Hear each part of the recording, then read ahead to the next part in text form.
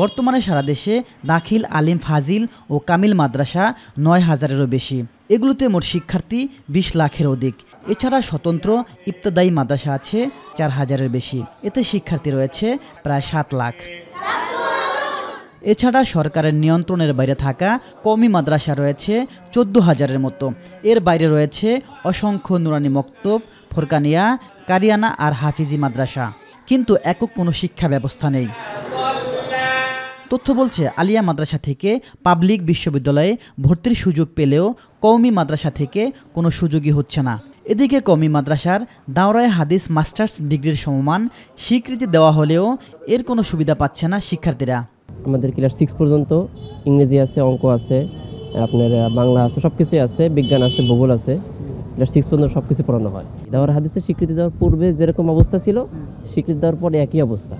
MA Arabic যে সার্টিফিকেটের মান সম্ভাবনা বিশ্বের বিভিন্ন ইসলামিকের উপর পড়াশোনা হয়, যেটার উপর এটা যে আমাদের বাংলাদেশের কওমিয়ানদের যে মাদ্রাসাগুলোতে রয়েছে সেটা জনমানুষ জানতে পেরেছে ওই স্বীকৃতির মাধ্যমে।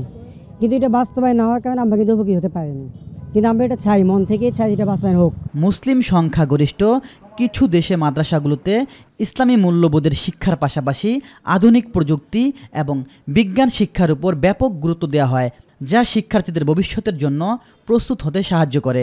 কিন্তু স্বাধীনতার ৫৪ বছর পেরোলেও দেশে বহু বিভক্ত শিক্ষা জগৎ, যে যার মতো শিক্ষা কার্যক্রম চালাচ্ছে বলে মত বিশেষজ্ঞদের। ৯২% মুসলমানের দেশে ৫৪ বছর পর্যন্ত ইসলামী শিক্ষার উপরে তাদের কোনো এদের প্রতি দৃষ্টিপাত এখনো পড়ে নেই।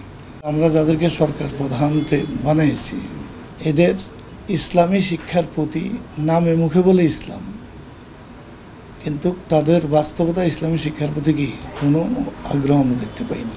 বিগত সরকারের সময় দেশের শিক্ষা ব্যবস্থাকে ধ্বংস করা হয়েছে মন্তব্য করে পরিবর্তিত পরিস্থিতিতে ধর্মীয় শিক্ষা বাধ্যতামূলক করার পাশাপাশি আধুনিক শিক্ষার সমন্বয় করা উচিত বলছেন শিক্ষাবিদরা।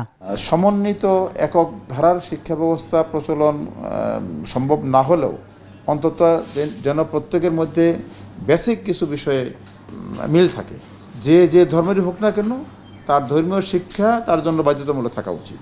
সেই সাথে সাথে বৈষয়িক যত জ্ঞান বিজ্ঞানের শাখা প্রশাখা আসে সেগুলো গ্রহণ করতে কোনো সমস্যা নেই।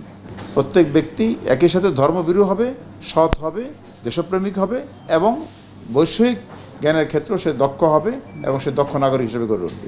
ইলিয়াস মাতবর, মাই টিভি, ঢাকা।